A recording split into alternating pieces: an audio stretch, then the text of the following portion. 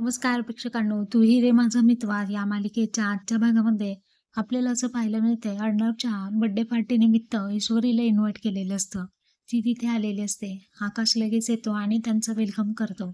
तेव्हा ईश्वरी म्हणते की आम्ही आजींना भेटून येतो. तेव्हा ईश्वरी आजीला भेटण्यासाठी तिथे जाते आणि म्हणते की विचारपूस करते आपुलकीने, "कशा आहात आजी?"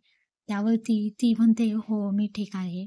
ती म्हणते की ईश्वरी म्हणते, आम्ही आता कायमचं इंदोरला निघून जाणार आहोत ना, बरं झालं आपली शेवटची भेट आहे ही. असं म्हणते. आजीला खूप आनंद होतो, की ईश्वरी आता जाणार.